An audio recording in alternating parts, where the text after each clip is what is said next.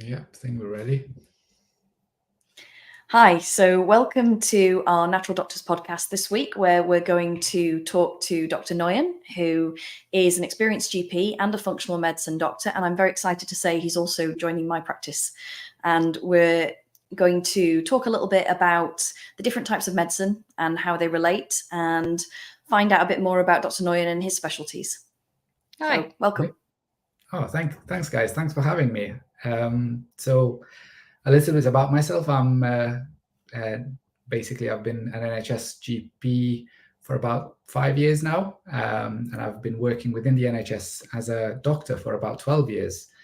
And throughout my medical career, I've always been quite passionate about, lifestyle medicine, what you do, what you eat, exercising, paying attention to your sleep, stress management. I've been kind of practicing all of that throughout my life myself, and kind of advising my patients and advocating that, as much as possible throughout my NHS job as well. So that's quite different though, really, isn't it? I mean, the NHS really is much more of it's slightly passive, isn't it? You tend to go along, and I would say that the NHS kind of trained you a little bit that you're going to get treated, but you don't necessarily have to actually do anything yourself. Yeah, so NHS has got lots of advantages. Obviously, it's what we consider to be a free healthcare system, which isn't exactly quite free, to be honest. But essentially, it's a healthcare model which is kind of you follow a certain guidelines or framework to treat most patients. So it's almost like a blanket kind of rule for everybody, rather than looking at each person's individual basis and providing a more personalized care. And it's because of the limited resources and funding that's involved around the care of patients. You end up spending very little time with them, first of all, so you don't really get to know the patient very well. And the care that you get is quite fragmented, in my opinion, whereas you see a patient for 10 minutes and you deal with one problem that they come in with, but that problem might be linked to 5 different problems that they've got as well, which is pre-existing. And they're all interplay with each other, and the human body is quite complex. So just focusing on one individual problem and giving some medication or treatment for that problem, you're not necessarily looking at the underlying cause of that problem or helping that. It's often where it goes to, isn't it? I mean, I know when I see a new patient originally, I get a form that they filled out before they come in. I get a good 40 minutes with them.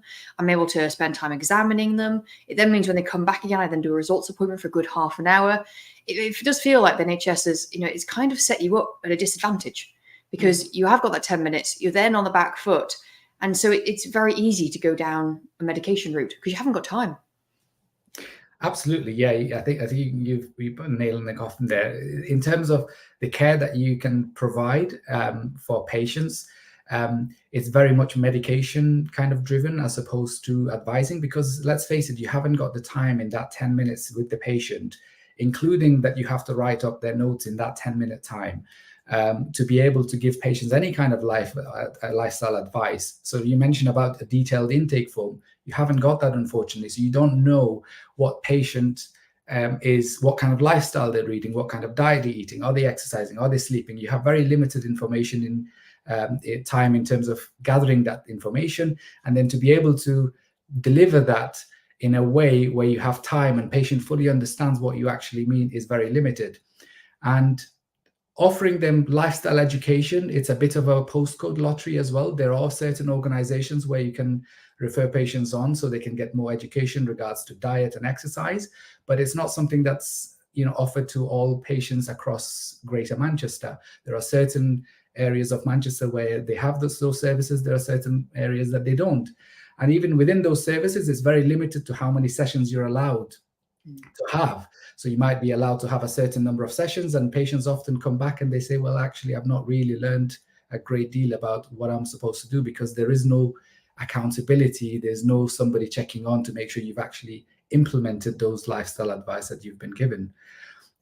So there's a lot of room for improvement, really, in terms of delivering that. And it's a bit of a false economy, because we're waiting for things to go wrong, and then suddenly we're treating it with medications and things, rather than putting in more investments and funding into these types of services, which can offer patients advice and guidance as to how best they can have a healthy lifestyle so they don't develop any of the chronic conditions later on down the line.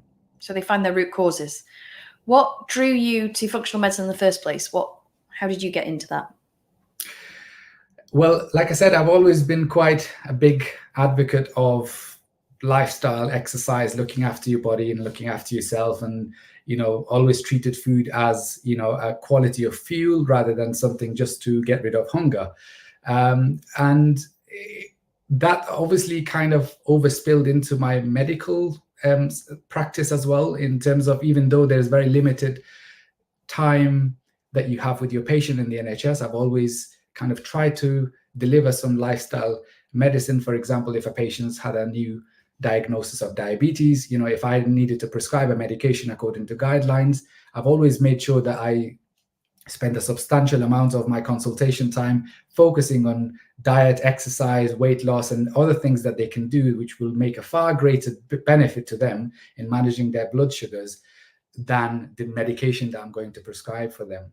So, I've always been a big advocate. And when I've come across the word functional medicine, to be honest with you, I didn't know functional medicine even existed, even though I was practicing it in my NHS job. And when I did come across it for the first time, actually, it was just a new world suddenly opened up to me. I was like, wow, there's a whole host of doctors actually practicing this type of lifestyle medicine, which I'm doing not a very good job of doing it on the NHS because of the limited time that you have. Whereas now I can actually deliver that care in a better way, where you get enough time with the patient. And there are actually training involved in this, which I did not know that you do, because on the NHS, let's face it, the amount of training you get Rubbish. as a doctor about, medicine in terms of, lifestyle side of things, or diet, or your understanding of how much diet plays in your role, or exercise and other things, is very minimal as a doctor. So it's a very kind of, the education you get is very much more medication or pharmacologically driven education as opposed to lifestyle. Yeah. And I think, I don't know, we met for the first time at the IPM conference when you came and sought me out. And I think it's functional medicine is a really exciting world, isn't it? I think it's one of those things that you start learning and realize how different medicine should actually be. I think it's probably proper medicine. I think it's the way it should be practiced. I think it's the way it used to be practiced. I mean, Yeah. I know when our grandmother used to talk about going to the doctor, she'd go there in good health to find out how she'd get into even better health. And that's what she thought a doctor was. And sometimes I think that's still what people think is. They think they're going to go to their GP, with just a minor problem, and they're going to find a way of it being changed. And I think it's just the fact that the system has changed, and sometimes patients don't realise. It's a system of disease. It's not a system of national health anymore, unfortunately. No. And that's what functional medicine is. It's about health. Do you find that more patients are looking for this? So, I mean, I know it from, you starting a practice and now you joining, and I think there's a lot more demand for it now. And I think that's why we've increased the supply, really. But I think people are, especially because they're now finding that waiting lists are very, very long. Even private waiting lists are now becoming also quite long. I think they're now looking, well, actually, instead of reacting to this, what if I actually just work on my health? Do you feel the same thing?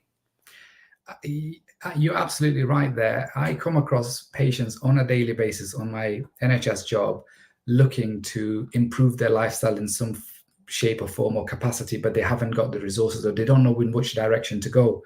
As a matter of fact, I've had a clinic on Saturday, and this lady was desperate to lose weight, and she's putting on more and more weight. So she was 116 kilograms in July last year, and when she came to see me on Saturday, she was 124 kilograms, and she was in absolute floods of tears, and she was like, I do want to lose weight. Unfortunately, I went to my own GP, and I was told that I do not meet the criteria for weight loss management to be referred to as a weight loss clinic. And honestly, I was helpless at that time because I was working in the extended access service. There's very limited services you can refer that kind of patient to. And she's really keen. You can tell that she was very driven. She just wanted to implement. She just needed a little bit of guidance and some advice. And unfortunately, there isn't a lot of services that you can refer those patients to. And as a GP, you haven't got that much time either to spend with them and kind of follow them through on. So it's What a real about shame there. what about as a functional medicine doctor? Let's see what you'd recommend from that side. What would you recommend? There's so much. I can spend hours and hours, with that patient talking about weight loss and the kind of things you can do. I think the initial thing that everybody should pay attention is educating them about their diet, because 70 to 80% of weight loss is determined in what you do in the kitchen as opposed to in the gym, really. And I think that's where people sometimes often go wrong, because they go to the gym, they exercise 4 or 5 times a day, that increases their appetite, they end up increasing their diet to supplement for that, and as a result you end up, if you eat the wrong type of food, then you end up putting more weight even though you're going to gym. So I think the exercise is where the diet is where you need to be mainly focusing on. I think the area where patients often can go wrong is not having enough protein in their diet. There's more and more research is showing that having a high protein diet has tremendous health benefits, not just with weight loss, but with other aspects of your life as well. And I think the recommendations are about 1 gram of protein per pound of body weight per day. And ideally, you should be aiming to have about 0.25 grams grams of protein per body weight per 4 times a day, basically. So you basically split. So if I'm 160 pounds, then I'm ideally should be aiming to have about 40 grams of protein, split into 4 portions each meal, basically. And that's kind of the minimum recommendation. You can obviously increase that to higher amounts if you're somebody who's looking to put on muscle mass and you're doing weightlifting, but the very minimum, that's what you should be aiming to have. And as well as that, healthy portions of fat, more complex carbohydrates, and tweaking the portions of that and percentage of that depending on your health goal, whether you want to lose weight or put on muscle mass, has tremendous benefit on your health and your weight loss journey. It's that personalized diet, isn't it? I mean, I think it's the difference between the NHS is they have a blanket way of explaining things, whereas when you do functional medicine, you decide with each patient what their barriers to weight loss are, and then you pick the diet that's right for them. Absolutely. Yeah. Like you said, this intake form that we talked about earlier on, the reason it's so detailed is because you need that vital information to be able to, implement those changes. So what the advice that I give to one person doesn't necessarily apply to another patient. So that intake form, that detailed understanding of your patient's background is very, very important to be able to give that tailored, personalized care. I also find that, the ideal, if we took into account, let's say we took in that patient you described with the weight problem, and that's the fact that I treat a lot of patients, a lot of them have weight problems, and I would say very rarely do they have the same cause. I have one who's is too busy, he's out on the road all the time, he doesn't have the ability to get food, versus someone who's an emotional eater, versus the one who's just uneducated and doesn't have a clue. They're all very different. And I suppose what I would say is it's not just you, is it? When you're working in practice, again, it's that time and that tailored approach is that you can give them the higher end medical advice, but then you also have Ros, your health coach, who can spend hours with them, just coaching them through how to eat and getting through some of those blocks. Absolutely. Yeah. I think the role of health coaches, within the realms of functional medicine is revolutionized, how you deliver the care, because essentially you've got like an accountability person essentially who will be regularly checking on, in our clinic with Jess here, our patients would be coming in to see the health coach every 2 weeks. So every 2 weeks, they'll be setting goals as to what their plan is for the next 2 weeks and what kind of things they'll be implementing. And then every 2 weeks, you're adding on another layer of what are the things that you'll be adding on. And before you know it, by the end of that program, you're a changed person. Because let's face it, building habit isn't something that you can suddenly turn the switch on overnight and then suddenly you've made all those changes. So you look at the foundations of your health initially and you target those, and then gradually you're adding on another layer. But absolutely, health coaches, I think studies show that they're 80% more likely to actually achieve your goals if you do it with a health coach as opposed to just following a plan, by yourself. Well, learning, I think, is always the same things, isn't it? It takes time, energy, and repetition. And unless you have those things, that goes for learning new language, learning about health. It seems to be that's just what we need. I know in chiropractic, we do a lot of repetition because changing body systems and changing physiology takes repetition. It takes a huge amount of time. a lot of my energy. And it's just getting those things, Getting those that working in habit that order. It's getting those habits in, and it's simple. It isn't. People think it's going to take all their time and all their money and all their energy, and it doesn't at all. Yeah. You can put some very simple tweaks in and educate people in the right way, and they go the right direction. And I think also having the right testing, you know, functional medicine gives you this whole world of testing. You realize that NHS testing is way behind. And I think you've been, you know, it's something that I think you learn to enjoy when you do all the training, is that the tests that we have available to us are far and away better, aren't they? Absolutely. Yeah, I had no idea before coming across functional medicine. You mentioned about that conference, which I attended a few years ago, and that's when I met you for the first time.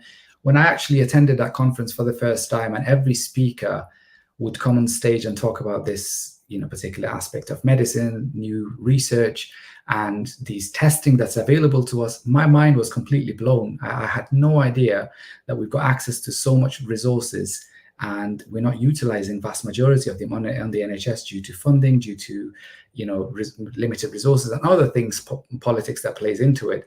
But you're absolutely right. You know, you do have that extra edge working in that private, as a private healthcare professional in the functional medicine, because you've got access to all these tests, and it gives you the added information where you can then personalize it better for that patient and deliver that care. So yeah, it is another kind of mark that's unfortunately missed.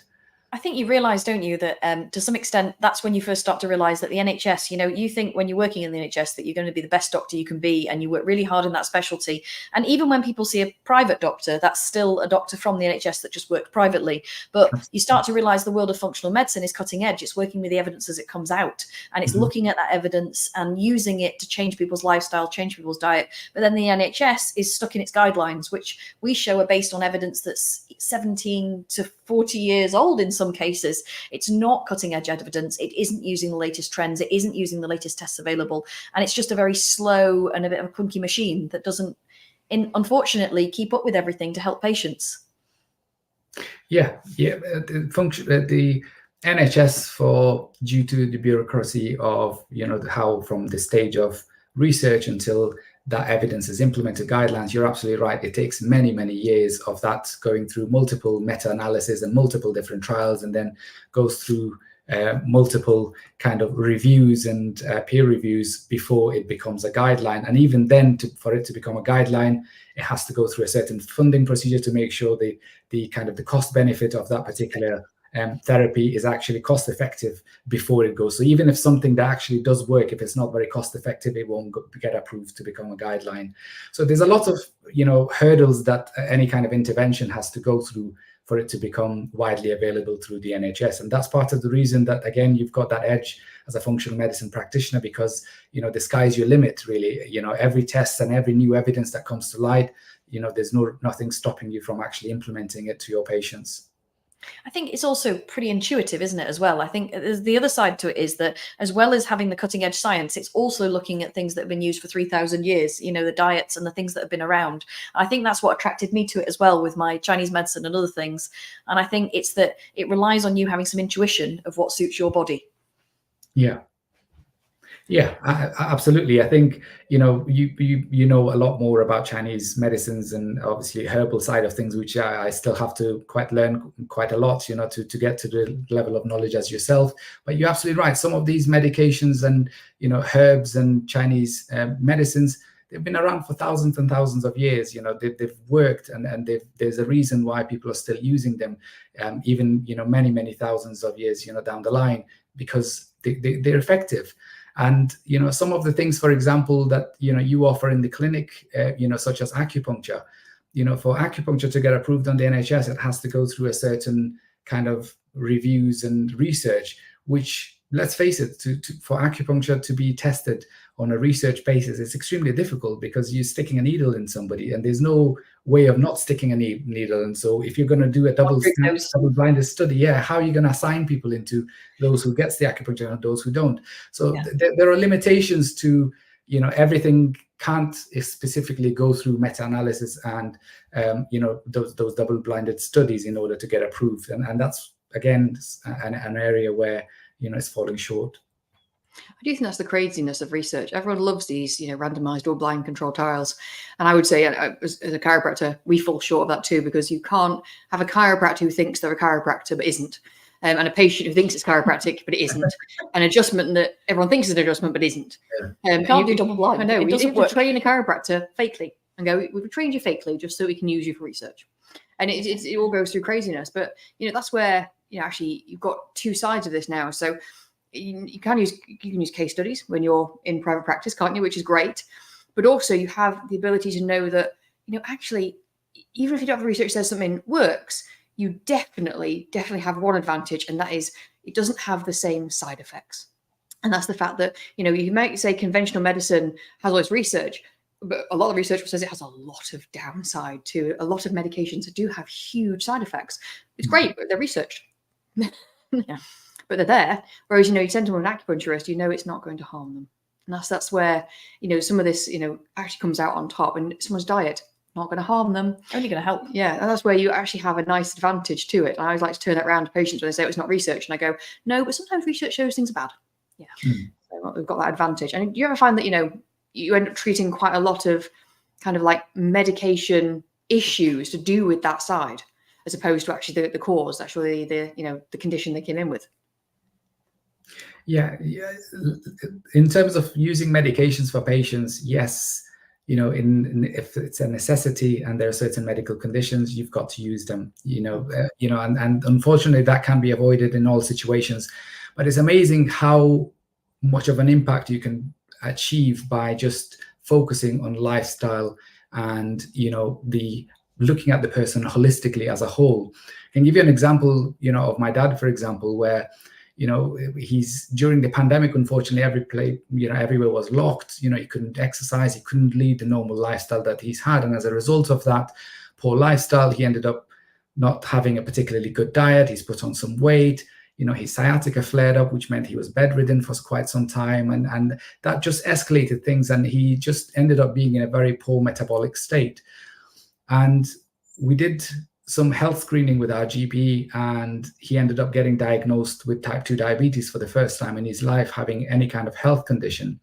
And his HbA1c was 89 at the time. And according to... Just explain what it should be, Noyan, for the people who don't know what an HbA1c is. Well, normal, according to guidelines, normal should be less than 41. So if you're anywhere between 41 and 48, you're technically, classed to be pre-diabetic, which is just becoming a diabetic, and anything 48 and above is classed as being diabetic. So 89, as you can imagine, he was well over being diabetic. And according to guidelines, he should be at least on 2 anti-diabetic medication. And this obviously came as a shock as a family to all of us. And, his GP obviously recommended him to go on medication. I was present during those consultations, and I just requested the GP to just give us at least 6 months, see what we can do from a lifestyle point of view before we start medicating him. And I've requested that, knowing the GP and the history, she's kindly agreed to that. With just simple lifestyle and dedication, mostly from my dad, to be honest, with sticking to a specific diet plan, exercise regime, and weight loss management, we've managed to have him basically lose a significant amount of weight. He's got into the best shape of his life in his 60s. We've managed to reverse his diabetes back to a HbA1c of 38 within 6 months. Wow, not even pre-diabetic. And not even pre-diabetic. And he literally was in the best shape of his life. He told me one day, he was like, I look better than, I look and feel better than I did when I was in my 30s. So you can imagine, what of a magic that lifestyle and tailored treatment can do to a patient in comparison. So even if he would have been medicated with 2 or 3 different anti-diabetic medication, he would never turn around in 6 months' time and tell you, oh, I feel fantastic at these medications because they just made me feel great. It's just that everything else that he did, not only he removed the need for any kind of medication, but he also managed to feel great for the first time. And lowered his risk of loads of diseases, and also not just the diabetes that he did there. And I think it shows you, he was very lucky you're his son, but it shows you the power of the lifestyle changes, and that you don't need the medication they tell you that you do, and that you can do it a different way. Do you also not find that that's quite a powerful statement he said to you there, Noyan? And it's also the fact that, I think anyone can keep doing something if they see that feedback of feeling great. Mhm. And then you give them the feedback of going, you look great. And then he goes, I feel great. And then he tells someone else and they go, but you look at the best you've ever seen in your life. You can see how he's not going to have a problem in the morning going, oh, I need to go to the gym. He's not going to go, oh, gym. Yeah. You can see that positive reinforcement. He's going to keep following that forever. Yeah. And he also feels empowered. The doctor didn't do that. He did that.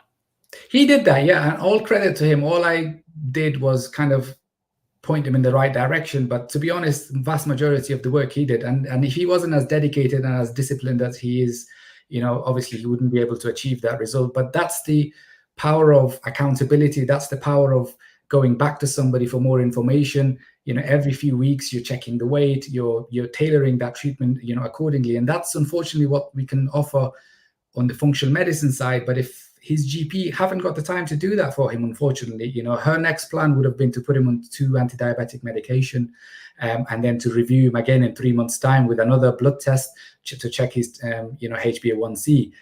He might get referred to some diabetic education course, or he may not, depending on his postcode lottery. But apart from that, there wasn't any additional other support he was going to get. And that story is very similar to the story that you can have with many chronic diseases. I think what you realize when you do functional medicine is you can apply that same idea to high blood pressure, high cholesterol, to many of the chronic diseases that we're struggling with in modern life. And even more serious diseases, you can get some very amazing results by following the right guidance, by changing your lifestyle patterns, by using the right nutrients, by assessing someone properly. Mm-hmm. And that's why it's so exciting. Absolutely. It's amazing how much you can do through these simple measures, by giving somebody a more personalized care. Not only you can treat and make somebody feel better, but in some cases even reverse their chronic condition.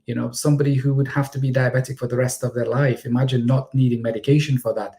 And medication, diabetes, we know that it's linked to many other health conditions. So you're potentially not only reversing the diabetes, but reversing somebody's risk of heart attack, reversing somebody's need for needing blood pressure tablets, reversing somebody's risk of having other vascular, health problems.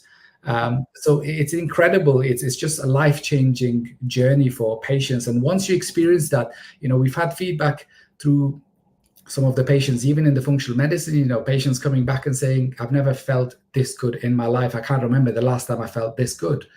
And it's a statement that you commonly see on the functional medicine side, unfortunately, and not on the conventional medicine, because it's incredible how good you feel in terms of your energy levels and what you can do with your life. It's nicer for you as a practitioner, though, surely, as well. I mean, I know I've only ever worked privately, so I always think that I have the happiest patient base there is, and it makes me a very happy practitioner. But at the same time, you must feel that coming out of the NHS, because, I treat a few GPs. I wouldn't say they are the happiest professions. They often are a bit bogged down. Bureaucracy hurts them. They don't ever get that positive feedback. Whereas I'm assuming now what you're seeing is actually it's a really nice way instead to work on the positive and just go, let's work together, let's push a bit harder. And every time you do check them, you see a nice improvement. You find that, it's a happier, although, probably there's a lot to learn. In terms of the learning curve, yes, it's steep, but it's definitely worth every single minute that you spend, learning. It is quite an intense course going through the IFM program. You have to do a lot of modules. Hardest course I've ever done. It's one of the hardest ones I've ever done. It's extremely challenging, and there's a lot of hard work that goes into it, but definitely it pays off, because what they're looking at is kind of looking at the most up-to-date evidence, and then kind of they're feeding you that information. So with the amount of knowledge they're imparting you with, I think that it's a small price to pay in terms of the time and money that you're spending doing that training. But in terms of job satisfaction, I think the job satisfaction I'm getting now doing functional medicine by far outweighs it. It basically just brings so much joy to, well, this is the reason I got into the medicine in the first place. As you can imagine, when I supervise, medical students, people who are looking to get into medicine, people who are in as a junior doctor. I train people throughout their careers, and it's amazing that you see so much passion in somebody who hasn't got into medicine, don't really know much about it, how much drive and passion they have, and slowly you see that kind of draining out of that person, because as you get into the system and as you realize how the system works, and how restricted it is and what you can do for your patients, it kind of demoralizes you. And by the time you get to a stage where you're a GP, you've probably already spent a good decade and more of your life, training. And by the time you get to this stage, you're already exhausted, and no wonder you're seeing so many GPs already not being particularly happy with their jobs. We just give you the fantastic other side, and that's the fact that you're very experienced. In conventional medicine, you're very experienced. And that's really what you're bringing to Jessica's practice. And that is, you've got loads of experience in that side. You have a real passion for natural health because you've done it all yourself. You've seen it work on family, you've seen it work on patients. And he's got a brain like mine. What we discovered so far is we have a lot in common in the way we think. The way we think. This is why Noyan's going to be great working with me, because we, I think, get on very well and also have brains that somehow have the same sort of way of working. Otherwise known as they can't stop learning. I'll stop learning ever. I'll go and play tennis. You two learn. I think that's been just fantastic. I think, meeting you in that functional medicine conference was just life-changing, I think. And I think, you're absolutely right. We work really well together. We've just got very similar health beliefs and similar values and principles when it comes to delivering care to patients. So I think, yes, I'm really, really looking forward to working together. This is brilliant. Well, thank you very much for joining us today. And thank you also very much for joining Jessica in practice, because there's so many people who need help. And we're so happy that both of you now can help as many patients as possible. And we'll see you again soon. Yeah, thanks for having me. Thank you.